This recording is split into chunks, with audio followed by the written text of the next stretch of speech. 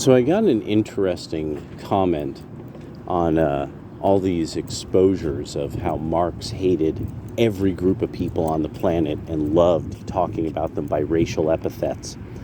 One of the things this person, there was various things that Marx would say that, see, these were Marx's gobbledygook. It's just the weird way that Marx would put things that they weren't really sort of amazing ideas. Really, it was self-referential to his philosophy, so that he was just kind of Now the thing is that there was a writer, one of these writers that I was reading from. He had mentioned this. He's like, no, you have to understand this from that what he's trying to do is emulate theological language. He's going beyond philosophy. And then he actually got into most philosophers are interpreting the world. This was actually, Hermann Hesse, if I remember correctly. It was Hesse or Heidegger was bringing this up about Marx. As he was like, no, Marx wasn't a philosopher like he wanted to interpret the world. He specifically, and then he quotes a line, the job of the philosopher is to change the world. And he's like, that's not. He said, philosophers' insights might have changed people's, way that they saw the world, influenced the way that they thought, things like that. He's like, but that's not the point of philosophy in any way, shape, or form. And this is something that, of course, Marxists would, they would be real pissed about this, because that's more and more, this is something that, how Marx ends up talking about egotism and need. And then when I think about it, I'm like, wait, what does everybody say about Karl Marx?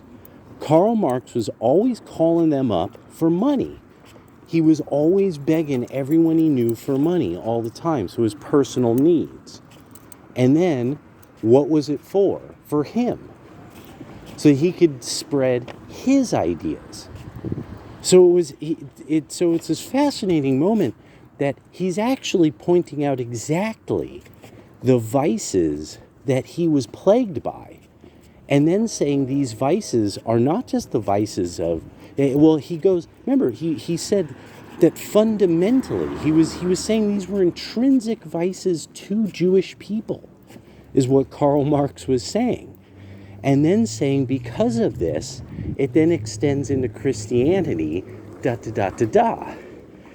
rather than what we're clearly seeing from Marxists is a continuation of the way Marx really was.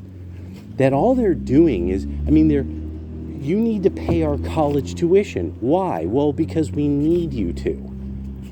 It's our personal needs. Why didn't you major in something that you get paid for? So something that would actually other people want. Well, no. You see, because I didn't want to study that. So egotism.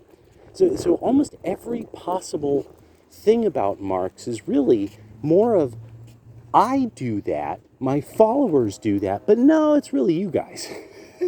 We do that, but no, you guys, that's an intrinsic aspect of you.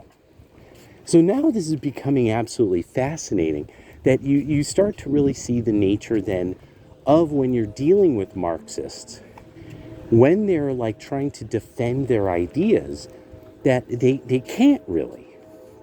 And you keep wondering, okay, there's got to be something that they could, a term, something economic, but now I'm getting it. No, Karl Marx was that shitty. He had no economic or philosophical, strengths, really. And so it's kind of fun when somebody then tries to jump out and be like, oh, no, you don't understand. And it's like, nigger?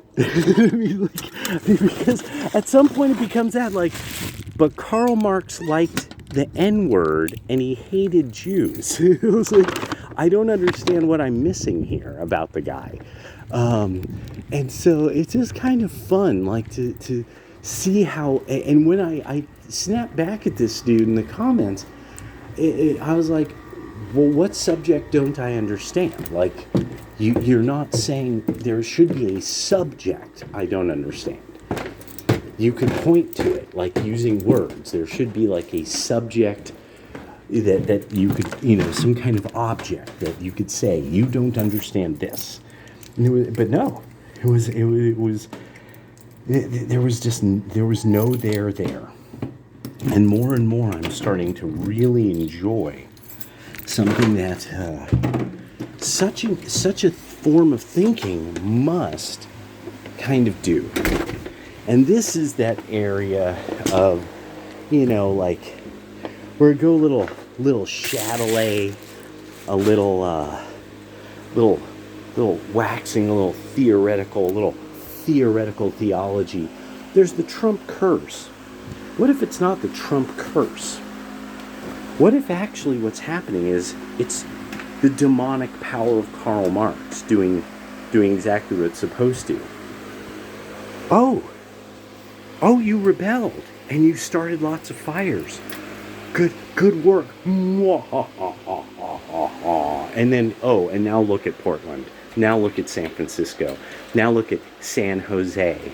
Now look at Oakland. Now look at Chicago. Now look at Washington, D.C. How you doing?